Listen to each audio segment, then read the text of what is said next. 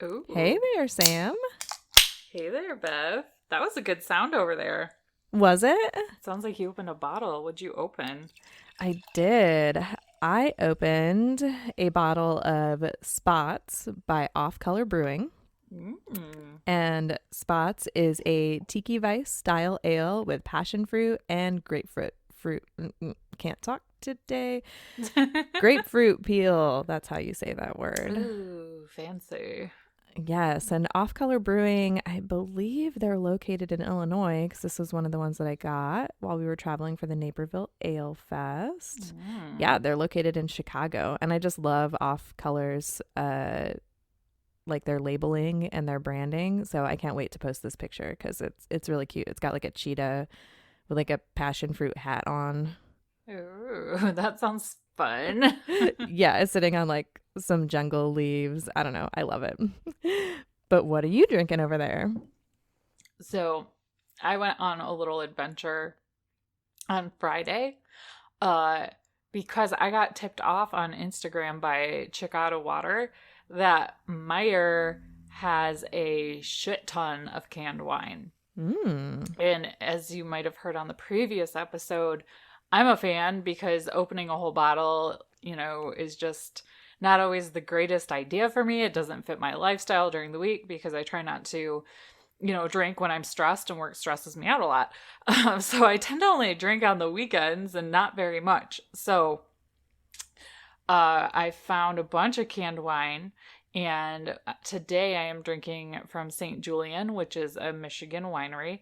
Their traditional sangria, which is a grape wine with natural flavor, and it is very sangria-y, and I like it very Mm. much. Mhm. We're going very fruity today.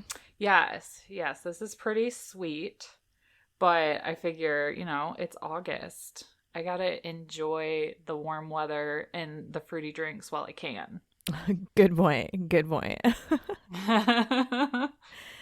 Fruity drinks just kind of make me sad in the winter because it makes me realize how much I miss being warm. Oh, yeah, that makes sense. See, I like to drink fruity things in the Mm. winter because in my head, I just travel to a warmer place. And sometimes And then that you step outside. works, but sometimes it doesn't. Totally fair. But welcome to We Drink and We Farm Things. Yes, that's Bev over there. And that's Sam over there.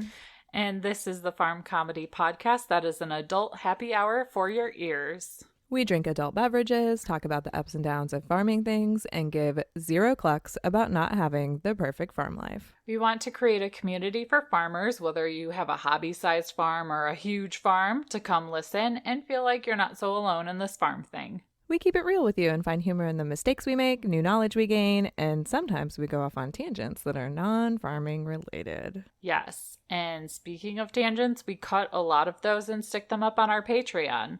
And this episode's outtakes are exclusively for our Patreon peeps. So go to patreon.com/drinkandfarm and become a Patreon peep if you're not one already. It's a great way to support the podcast at like $2 or slightly above. And you get access to fun exclusive recordings and some other things up there. So go check it out and become a peep if you'd like. Yeah, and speaking of our Patreon peeps, the drinks for this episode were sponsored by Christine Sayani, which is at homemade_confetti. So cheers, lady. Cheers. So I realized I didn't put any follow-up in here, but I actually have one tiny thing that I should follow up on. What's that? All of my goldfish are dead. Oh no, rest in peace, little fishies. Right? I'm not really sure what happened. They just kind of dwindled down until I only had one sad, lonely fish. And then we kind of cleaned the water out a little bit because it needed a little help because a frog had decided to move in there. Ew. Yeah. And then after that, we put it back and it just went belly up. But the chickens loved it, so they were happy. Circle of life. Pretty much. What made me think of it was we went fishing last night in the creek that's across the street from us. Mm-hmm. And my neighbor was using goldfish because he was trying to catch whatever swims at the bottom of the creek. Oh. And then when we were all done, it was like 12:30 in the morning or something like that. We were all done, and he let all of the goldfish go. And Jared looked at him and he's like, "What'd you do that for? You could have stored them in our stock tank." He's like, "What are you talking about?" He's like, "All our goldfish died. Next time you have spare goldfish for fishing, just come and store them in our stock tank, and then you can come and take them out when you want to go fishing, and then put whatever's left back." And I was like, "Oh, that's a good idea." Yeah, just go fishing in our stock tank. It's Right. So I don't know if we're going to replace them or not. You know, it's August, so Yeah. pretty soon it's going to be really cold, like before we know it. And I'm kind of like one more creature to take care of right now. Yeah. Yeah. And sadly, that's probably one of the more difficult ones to take care of and not, off. Because they just are so, like, it's funny because I've had fish before too, and it's like they'll do great even when the water is filthy. I clean the water and it like shocks their system or something, and then they're dead. Pretty much. Mm-hmm. That's about how that went. Yeah. Yeah. So I've been there before. Well, and I think some of them got eaten by the goats on accident because you know how the goats like get really curious when they find Yeah. something and they like start to nibble on it, and then they accidentally end up with a fish in it. And then it was really funny when the frog moved in, no one would go near the stock tank. It was like everyone was scared of the frog for some weird reason. And Oh man. I'm like, oh, people. Or I guess they're not people. They're Goats. animals, but oh, goats and Turk. So now we get to move right along. Yeah, let's move right along. But first of all, I do want to say before we jump in here, the day this drops, I mean, I'm drinking sangria, which is kind of beachy, but it's not rum. But it's National Rum Day today. Oh, hey. Yeah, on Friday, August 16th. Yeah. So if you're a rum drinker, go drink some rum because you have the perfect excuse today. You're welcome. Yeah, you do. Okay, now let's get started because this will probably make you want to drink some of that rum. We're going to get in it today about and maybe you've already noticed this because I started noticing it maybe more in like end of June, beginning of July. But a lot of people in the farming community and hobby farming community are ending up in Facebook jail. Dun, dun, dun. Yeah, exactly. Dun, dun, dun, indeed. So you might be like, well, why is that, Sam and Bev? And that is because there has been a sudden crackdown based on some policy changes to Facebook and their rules around selling livestock, which is the topic that has gotten Bev and I like a little fiery, a little internally conflicted. But we're going to dig into it a little bit today and give you guys some information. And then maybe in our Facebook group, you can share your own experiences with us if you've come across anything in the past couple months. Yeah, and I'm really glad that we came across this because I had noticed the crackdown because like obviously we're a part of a lot of farm groups, and so like a lot of people were like posting, hey, like you can't sell here, you can't sell hatching eggs, you can't sell chickens or whatever. And like this is so weird. Like I feel like that's always what Facebook has kind of been used for. So I was kind of scratching my head like, do we need to update the terms in our group to make sure that our group doesn't get shut down? Because like they're really cracking down hard on it. And I'm like, we got to find out what this is because this matters. Yeah, and I've personally seen groups getting shut down even if animal sales weren't happening. All it takes is some jackass reporting you. And then depending on the Facebook employee or the algorithm that is reviewing that report, you could get shut down for no good reason. And then all of your hard work just goes bye-bye. Now, our group I wouldn't necessarily call hard work because we share a lot of like funny stuff. And it's mostly farm memes. Yeah. And it's more of a gathering place, but I found this really good goat group for like goat emergencies, and like they have so many valuable like one pagers of general goat care, what to do if you think your goat has listeria or polio or whatever. And there's so much good information in there and their files and everything. And if that got shut down, it'd just be gone. Oh. Yeah. And I've also noticed the past couple of years, people in groups saying don't use the selling something feature. You want to use language like rehoming or request people to DM you for the price of an animal. Or they would just kind of use the emoji numbers to communicate price or nest it in the comments. To kind of cheat or beat the algorithm. And that seemed to work effectively, but that's not really working so much anymore. Yeah, because like they've had this as a policy for a while, right? Yes, like technically, but I think it's more the language is more intense and direct now. Okay. Because there were some updates in April, but the article that Bev found is from farmanddairy.com, and it's got some really good examples. And it kind of made me laugh because the first person they talked to is from Circleville, Ohio. And that's like, what, an hour from you? And I drove through there on my way home and I was like, oh, that's why Bev likes this article. Yeah, it's like an hour from me. And it's also where the pumpkin show is. And like my favorite murder is talked about Circleville too because of the pumpkin show. And yeah, so. There you go. Yeah. So this lady Regina Mayhew, gosh, I've only had a couple of sips of wine, I promise. She was in Facebook jail for 3 days for finding out the hard way that her lambs are now considered quote unquote regulated goods. And she created a post advertising in an Ohio sheep group that she had lambs for sale, and she was very confused and dug into it, and she found out that live animals are now considered regulated goods by Facebook. And then there's another example of a woman who sold between $5,000 and $10,000 worth of livestock guardian dogs, goats, and coon pigs over Facebook the last 7 years. Every single year she's making between $5,000 and $10,000. And it also seems like once you're flagged for selling animals, you're more likely to get flagged again. Another Ohio woman was repeatedly flagged, and she found that that she had posted her fleece for sale, and that post was pulled. And she said she's sold between 200 and 300 fleeces and many sheep on Facebook over the years, and basically all of her clients have come through Facebook.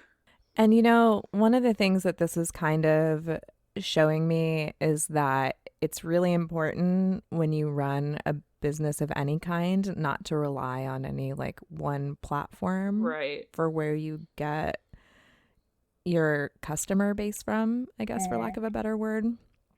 Build your email list. Right. Yeah. I mean, which is something our podcast is terrible at doing. Oh, yeah. We can't take our own advice. Yeah. We're busy people. Yeah. But yeah, it's like that's why we host our podcast on our own website. I didn't want to be beholden to anyone else's like RSS feed rules. So we created our own because like I kind of knew that in the back of my head. I forgot where I'd learned that from, but another podcast that I listened to talked about how like you have to really like diversify how you do your businessy things because of things like this. Like your business might eventually violate the terms of service of whatever platform you're using for it. Right. Or the platform could just go away. Mm-hmm. Like we could wake up tomorrow and Facebook could be all gone. You just don't know. Yeah. I mean, remember when there was this thing called MySpace? Oh yeah. I do remember, sadly. I'm pretty sure I still have a profile on there somewhere. It comes up. I get these dark web alerts from Capital One, and it's like somebody stole your MySpace username, and I'm like, oh yeah, okay, have fun with that. There's literally nothing on there. The email associated with that doesn't exist anymore. Oh yeah, I don't think mine does either. I think my email address used to be like Princess Bev 84 or something like that, and that's what I used. Princess Bev. That's what I'm going to start calling you now. Thank you. You're welcome. That's my title. Give me my crown. Oh my gosh. As we've said, policy updates have been made, and in the past, Facebook policies have forbidden selling animals in groups in Facebook's marketplace, but many farmers got away with selling in groups dedicated to livestock or official business pages where they could pay to advertise their animals. So it was like a trade-off. But in April 2019, Facebook banned all livestock sales between private individuals. And it also banned selling animal parts, pelts, and skin sales, including fur. So since the update, personal profiles, pages with thousands of followers and massive livestock groups, some with several 100,000 members, have been penalized. And a lot of posts, profiles, pages, and groups have been removed. And there are less and less places for farmers on Facebook. Which is such a bummer because like Facebook is such a great platform for farmers and people that live in rural communities to like connect with the rest of the world. And I mean, you got to make a living, right? So when you got extra animals, like. Yeah. And something to keep in mind too, Facebook owns Instagram. That's right. I always forget that. Yeah. So Zucks could decide. I mean, I haven't dug through the Instagram terms of service yet. I tried to earlier and couldn't find anything that directly banned the sales of animals, but I don't know how much of Instagram falls under the Facebook terms of service. And I'm also not a lawyer. Obviously, they try to make it as plain, like human readable language for us to understand. And if you look at the terms of service piece here, with the Facebook or for the animal sale, it's pretty clear. But I did find a quote from a Salesforce, Jesus. I'm not at work. A Facebook spokesperson stating, as we strive to protect the welfare of animals against illicit trades, we cannot always ensure their safety in a peer-to-peer transaction. We have updated our policies to continue to keep both people and animals safe, and will also provide new reporting options on Facebook so that people can report content that violates this policy. And Facebook also said it will continue to allow sales ads posted by brick and mortar businesses.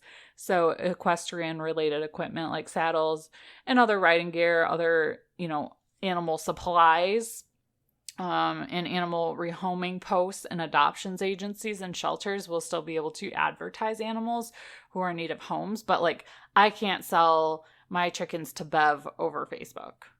But yeah.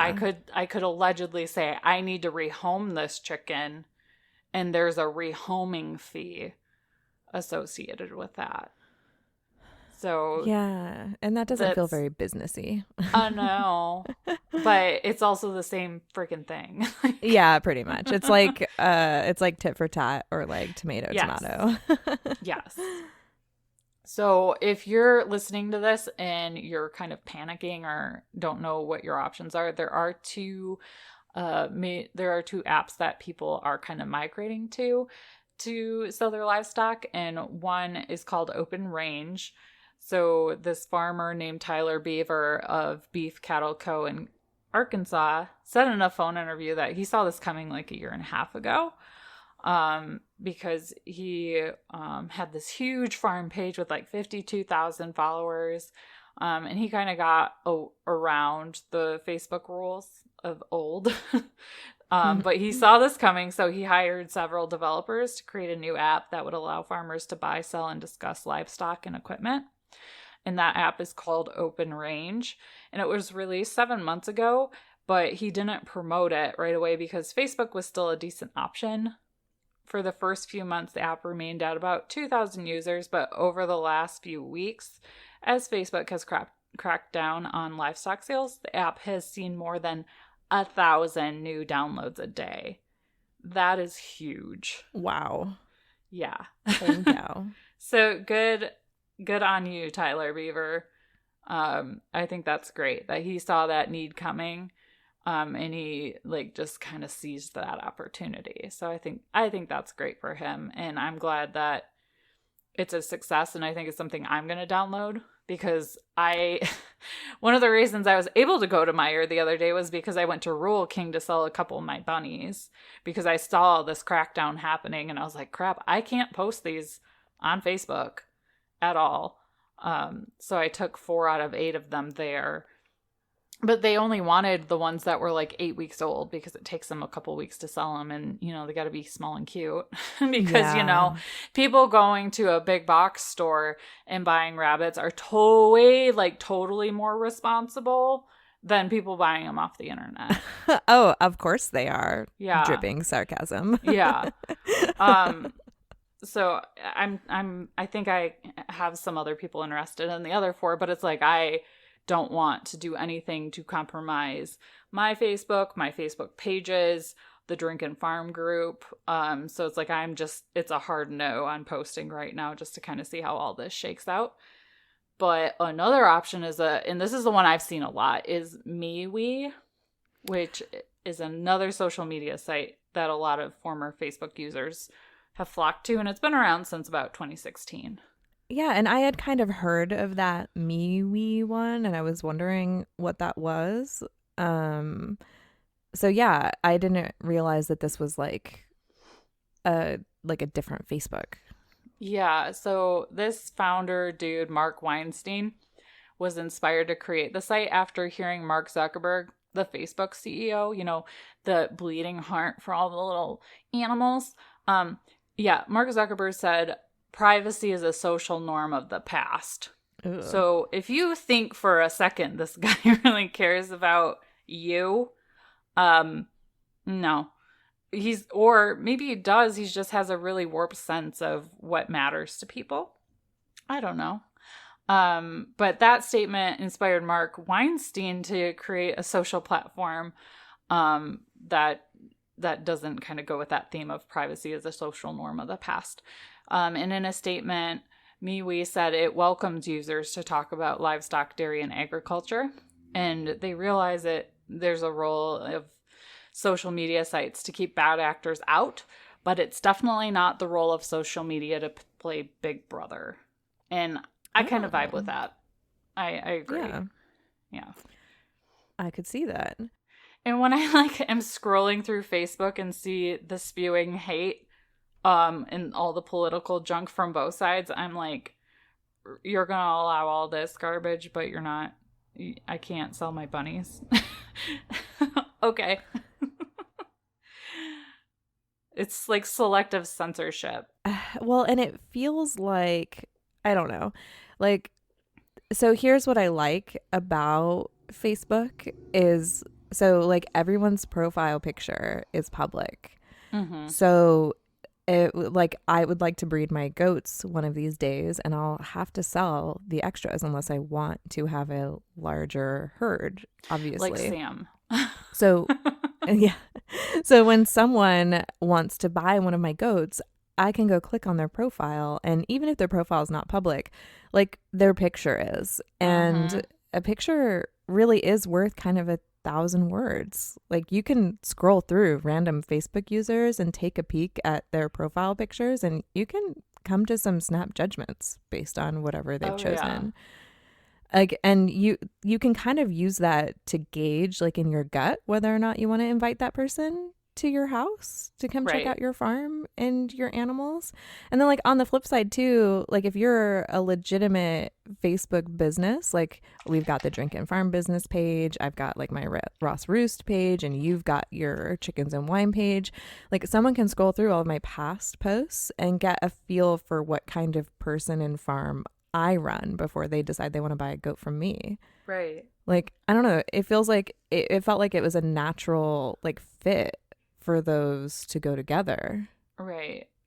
And I totally agree with all of that. And I'm pretty certain that's how I found the breeder for the goats that I originally got, was through Facebook and seeing all of her posts. And Facebook has a very standardized layout.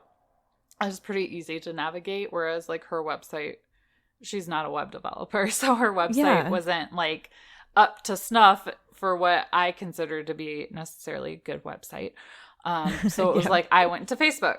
And I think at the end of the day, they're trying to tackle a very large issue. I've seen in other groups, like I'm pretty sure this group is deleted now, but it was like Michigan Pets for Sale or Rehoming or whatever.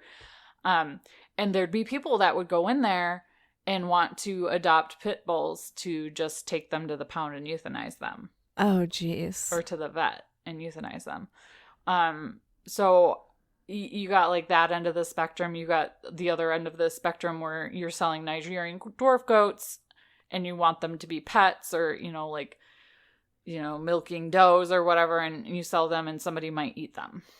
It's just, there's risk with no matter what the platform is.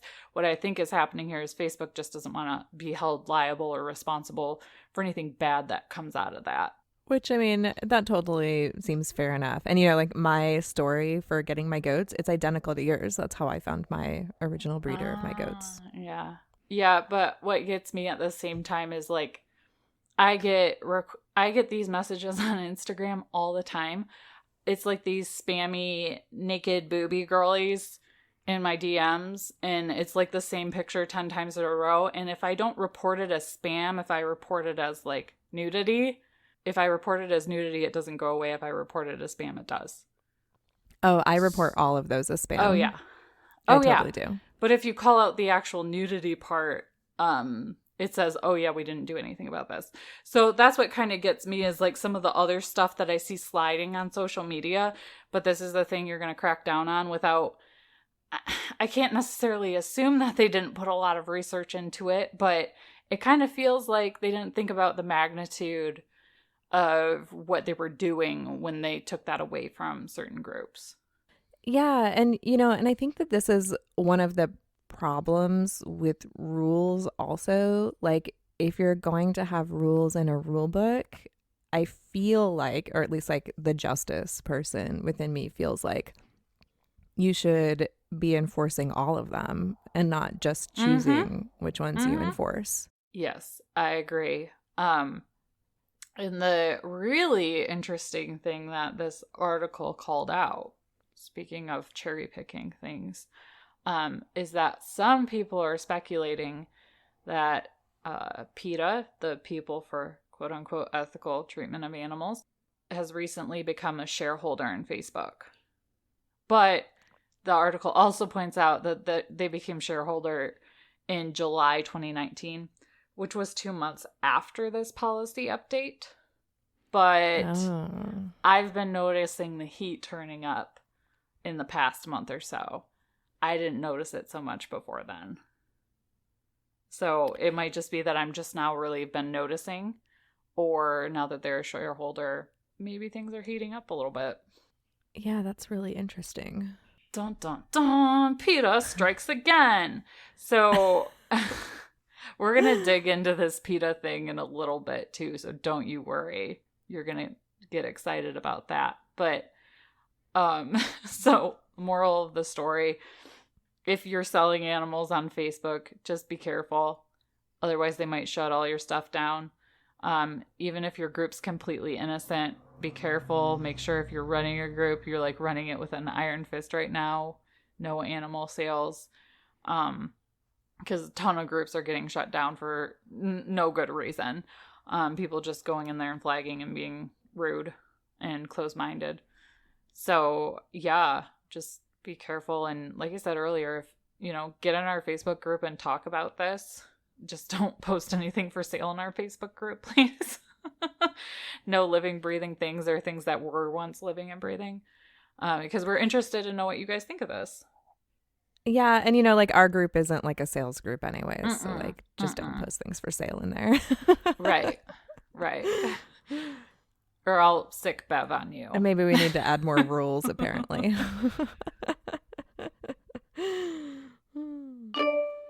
After reading a clickbait article about how we'll all be eating insects by 2030, cousins Sean and Patrick did the not-so-obvious thing. They ordered 700 black soldier fly grubs to raise in their laundry room. And as the first generation of grubs wiggled into the world, Grubbly Farms was born.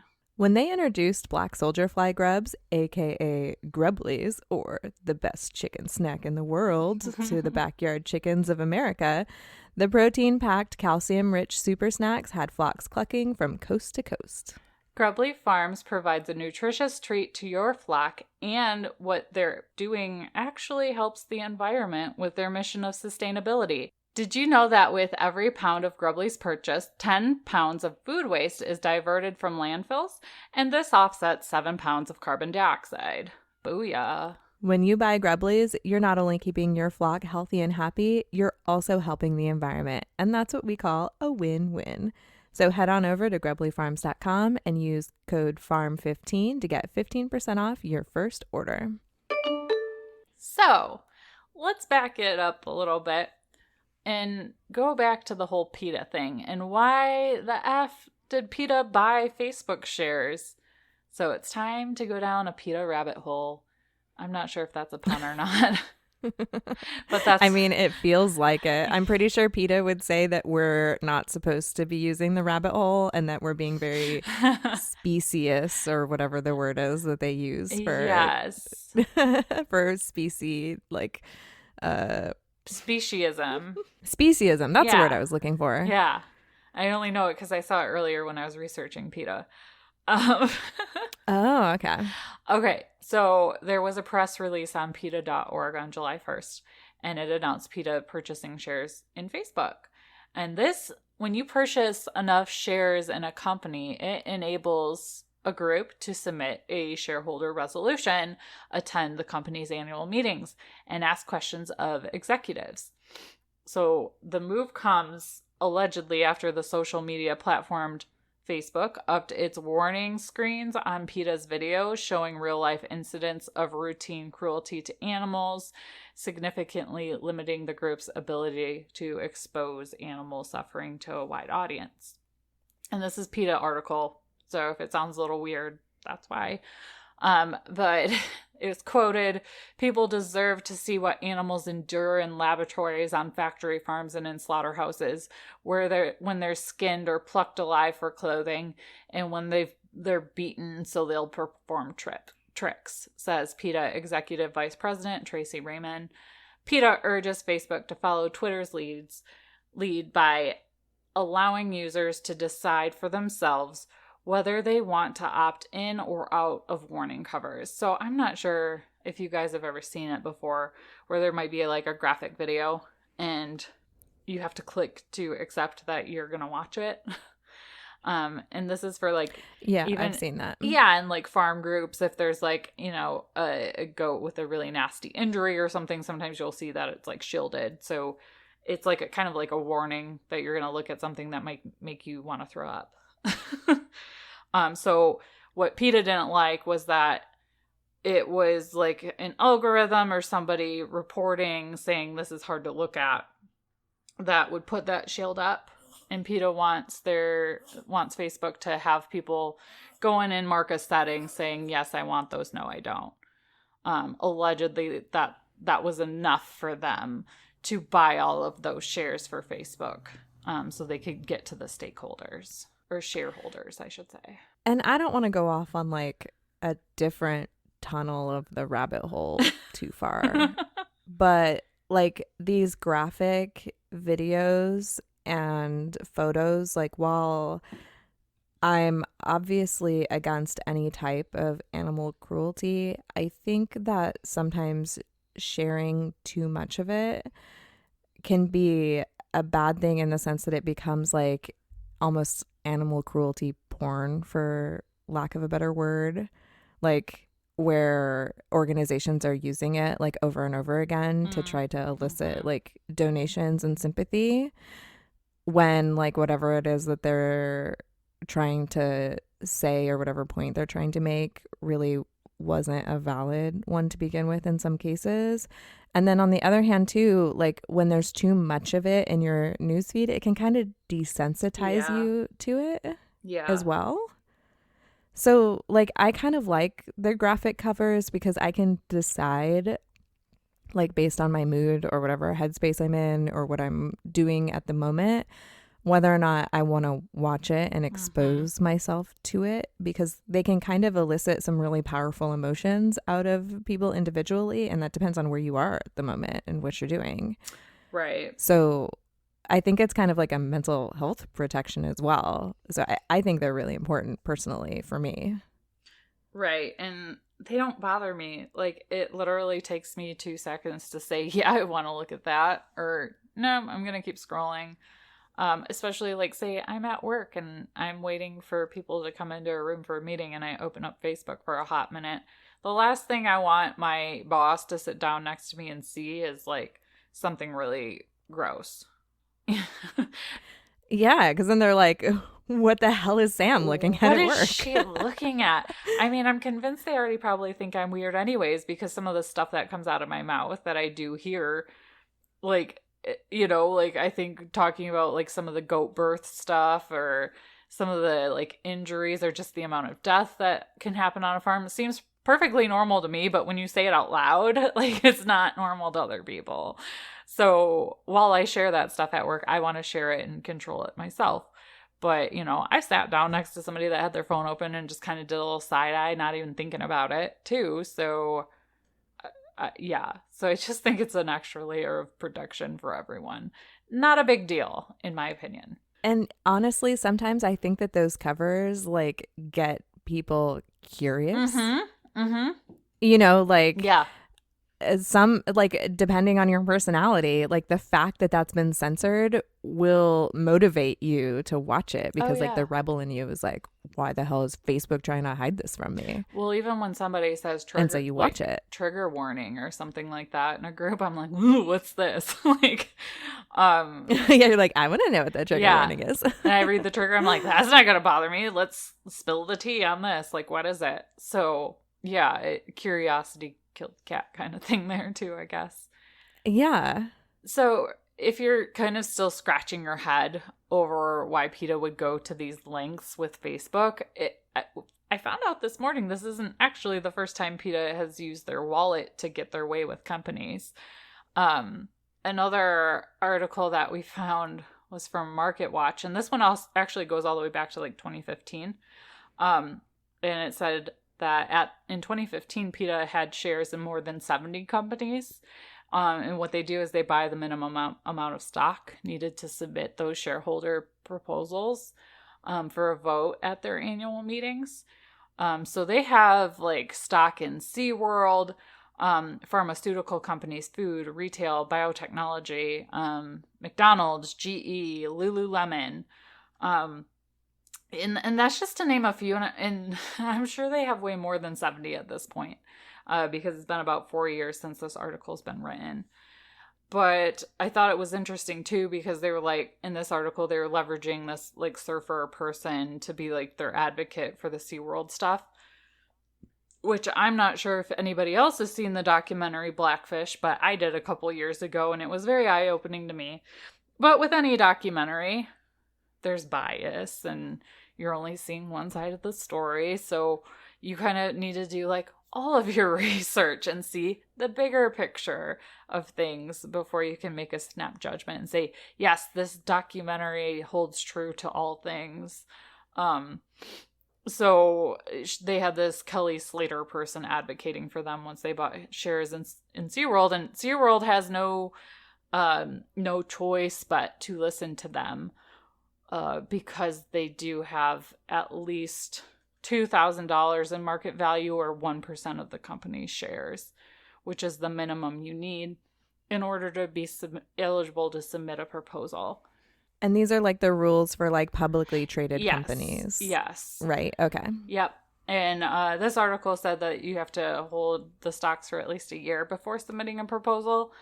But I'm not sure if that's still the same based on how quickly PETA moved on the Facebook stuff. So I'm not sure exactly how this works because this is like all brand new information for me today. So this is really like the long game. Oh, yeah. Yeah, they've been doing this, I guess, since like 1987. And they started off with like cosmetic companies and household cleaner companies that did testing on animals. Yeah. And recently it seems like they're going up against a lot of bigger food companies like McDonald's. So McDonald's has to deal with them and work with them. The big one in this article again is about SeaWorld, and that, it went public in 2013. PETA purchased shares in 2014 when the SeaWorld stock dipped, so PETA continued to have enough stake in this to submit proposals. SeaWorld stock actually went down like 39% on its first day of trading. So it was already hurting. So that makes it pretty like easy, like floor level access for PETA to go in and buy that shit. Yeah. But yeah, some of the other companies that might kind of make your ears perk up a little bit is Louis Vuitton. They purchased shares in 2017. March 2017, they bought shares in a clothing company called Canada Goose.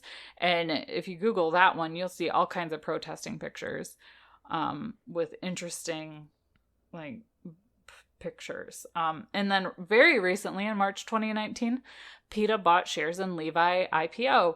And this was to persuade Levi to use vegan leather patches in their jeans.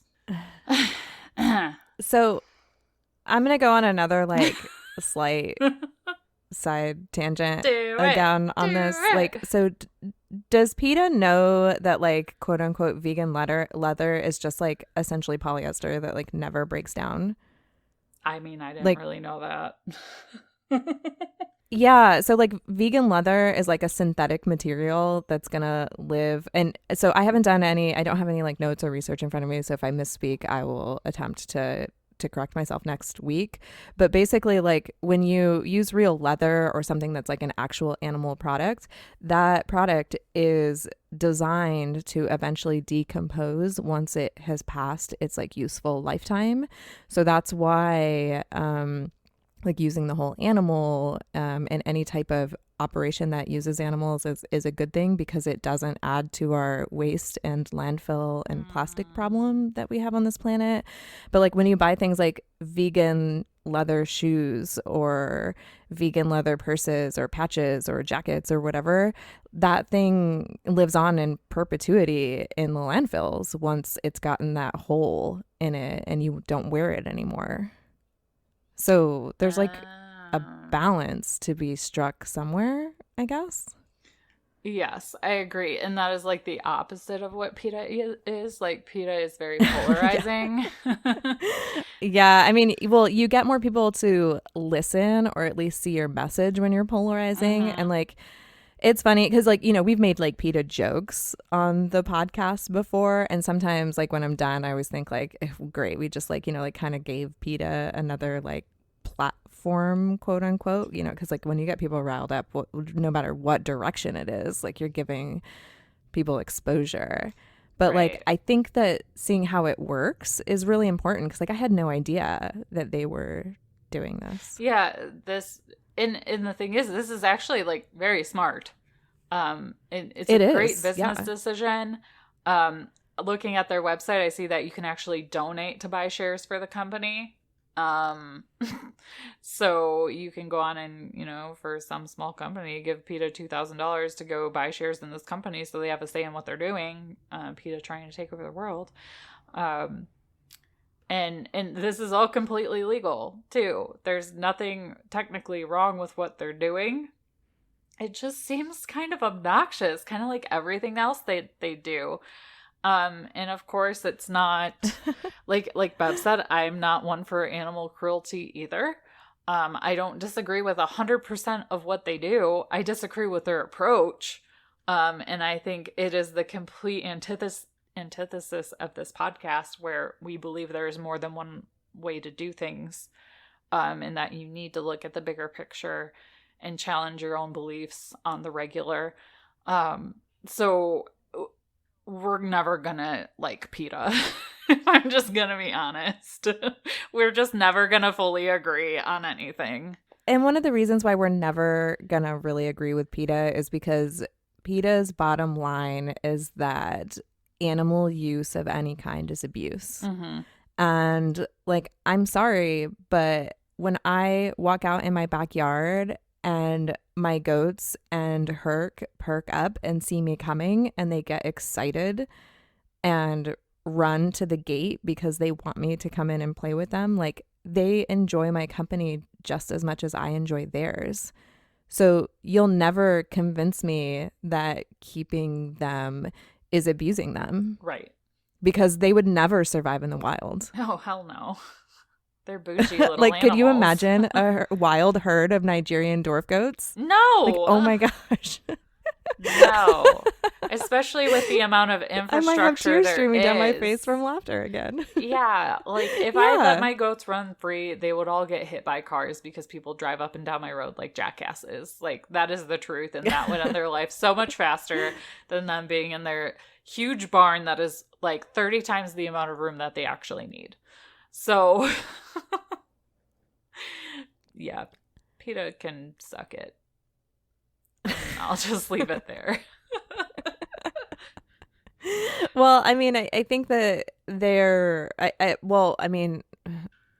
from my perspective, it just feels like flawed logic Yeah. to say that all Yeah. animals should be free and never be used by humans, I guess. But like, and also like the stuff about like synthetic, like materials and whatnot, like ending up in the landfills. Like it's all just so much more multifaceted and complicated than that. Like, absolutely, I don't want animals to be treated cruelly, which is No. why I try to make a conscious decision by voting with my wallet every time I buy a piece of clothing or food Right. or whatever, and to the best of my abilities, because like, there are things called budgets and, like access limitations depending on where you live. But if you can make a few small conscious decisions, I do believe that those things make a difference. I don't think that you have to be all or nothing in order to Right. change the world. Right. I totally agree. And now it's time for We Can't Even. Yeah, I need something funny. Do you have? I think you have a funny one because I'm reading the headline again and I'm like, what does this even mean? So I need you to tell me. I'm not really sure where I find these things, I'm impressed. but somehow this headline came across one of my various social media feeds, and it's seagulls drunk on beer and high from eating flying ants are falling over and vomiting. Aww. They're partying too hard. I mean, yeah, seagulls partying too hard. So seagulls are reported to be getting drunk on beer dregs that are left behind in glasses, and they are hallucinating after eating flying ants before falling over and vomiting. Ugh, sounds like And- a music fest in the forest or something. I mean, this sounds like Bev's 20s. Who are we kidding? And this article is from Devon Live, which is like someplace, I believe, in the UK. I'm not 100% sure. This isn't in the United States, I don't believe. Okay. And it says that the phenomenon was first reported in Devon last year when firefighters were called to rescue one seagull and found it was reeking of beer after it fell off a roof and was too drunk to fly, and then it promptly threw up all over them. Oh my god. So the theory has been that the early morning scavenger gulls are finding like half drunk plastic cups of beer left over from like revelers the night before, and they're drinking it, and that's what's making them sick.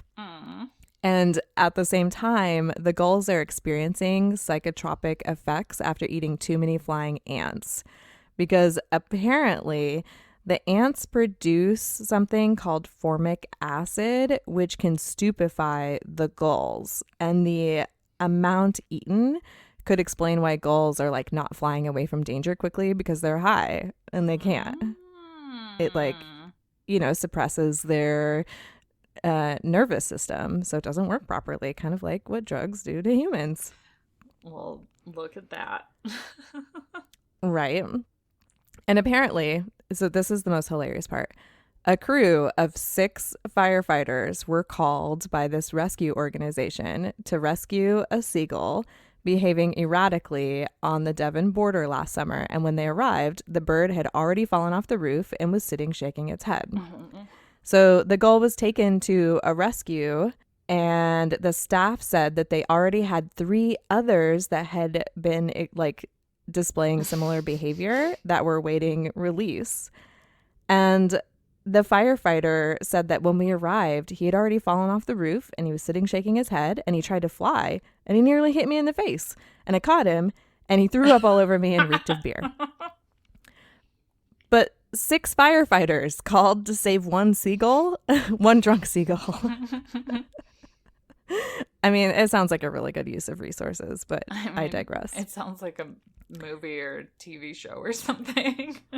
Yeah, it's like the drunk birds instead of the really scary birds. Yeah, the real drunk birds of Devon, like instead of the real the, housewives. the drunk birds of Devon. Oh my gosh. But apparently, like, people have been picking up these drunk birds and taking them to the vet. A bunch of them have been euthanized because, like, the vets are like, we don't know what to do with these drunk seagulls. And, you know, they look to be in pretty bad shape when they're really drunk and high. Yeah. But this rescue organization's theory is that it's actually that the seagulls are actually getting like leftovers from breweries, and that's what they're eating, and it's not the beer. So interesting. crazy, right? Yeah. I just wanted to say that I think that, you know, PETA should really start focusing on these breweries that are allowing these birds to just get hammered and go buy shares in their company or go influence them in order to, you know, make the birds not alcoholics, because clearly this is the brewery's fault. I mean, I don't want PETA getting involved in my beer, so I prefer they don't do that. No. That was all sarcasm. We're not allowed to give them ideas, Sam. All right, cut that for the Patreon then, I guess. So what can't you even about this week? So, I am so excited because when I drink, I really like to snack. And I talked about that a lot on the Drink and Survive an Ale Fest episode. And I happened across this perfect pairing. There is a new collaboration between the brand House Wine and Cheez-Its. And they're bringing you a new product called House Wine and Cheez-It. And it is a limited edition box made of 1 part red wine and 1 part cheesy crackers. And I am very excited and need this. I mean, if they added chocolate to it, it would be like the Holy Trinity. Right? Yes. But I feel like this in it by itself is just perfection for like a picnic or something. I don't know. Especially if you're not super bougie or bougie. I mean, you're carrying around box wine, so you're a little boozy. But this is like a red blend in the box. And the box comes with a spout. Hallelujah. And it's a mix of Cabernet Sauvignon and Merlot. And it's a combination chosen carefully by winemaker Hal. I'm not even going to say his last name because it Landvoigt, maybe. I don't know. You don't need a corkscrew. You don't need a knife or a cheese plate. You literally just carry this little thing with you, and ta-da, you have Cheez-Its and wine, and you can go sit in the grass. Maybe you can go sit outside like your goat pen or your chicken house and eat Cheez-Its and drink wine and enjoy your livestock. But if you do need one like now, you can get them for $25 on originalhousewine.com. They've been on that website since July 25th. But it's only until supplies last. So I don't know if supplies are still lasting or not, but if this just tickles your fancy, you should go check it out. And we'll link to this article in the show notes so you can look at the cute picture of what the product looks like too. This is really exciting because I like my alcohol to come with food because I too like to snack when I drink. And this is why we can be friends. I mean, I have my almost 14-year-old making cookies right now while we're recording. Nice. Because I can't let him use the internet while we record or else our quality goes down. Right. So he's making cookies instead. Right. Just hopefully he doesn't burn the house down. It's fine. It doesn't smell like it, so I think we're good. Oh my gosh, that box is so cute. Right? I just clicked on the link and I had to look at it. The canned wine has that logo on it too, and I almost picked that up when I was at Meijer. That's on my list of to drink for my next visit there. I had to limit myself this time. I like it. You know, one thing to keep in mind, though, that your picnic date, if you're in public, you have to check your like public drinking laws because a lot of places have like open container laws, so you can't actually drink in public. Just put a plastic bag. But you can totally take these over into it. your pasture. It's fine. Over the whole box? Yeah. Officer, it's just juice, I swear. I'm just drinking juice and cheese. Juice and crackers. It's fine, officer. You want some? They're really good. Are you sure? Sharing is caring. Oh. Time for housekeeping. Woohoo. Yes. It is Yes. our housekeeping corner. Yes, and we have no farm story for you this week because no farm story was sent. So if you have a farm story, you can send it to us at drinkandfarm@gmail.com, and you can remain anonymous. You can tell us if you don't want people to know who you are. Or you can be like, here's my Instagram handle, here's my Facebook page, blah, blah, blah, and we'll shout you out entirely.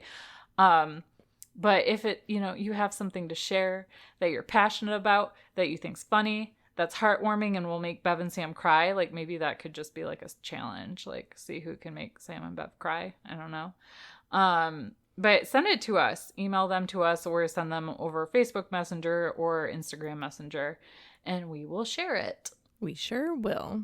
And be sure and review us in all the places. And if you really like us, download the episode when you listen and hit the subscribe button. And if you listen on YouTube, leave us a comment because we want to chat with you. Yes, we do. And last but not least, join our Facebook group. We mentioned it a few times here. We have a lot of fun in there. We don't take ourselves too seriously. Only real rule is don't be a jackass. And I guess we have to add a rule about not selling your animals and stuff on there too. Unfortunately. But come ask to be a part of that group, answer our questions, and then boom, you'll be admitted to all of the fun times that we have in there. So we hope to see you there. Yes, yes. And drink. Farm. And give 0 clucks. Bye, guys. Bye. We drink things, we farm things, we drink and farm things.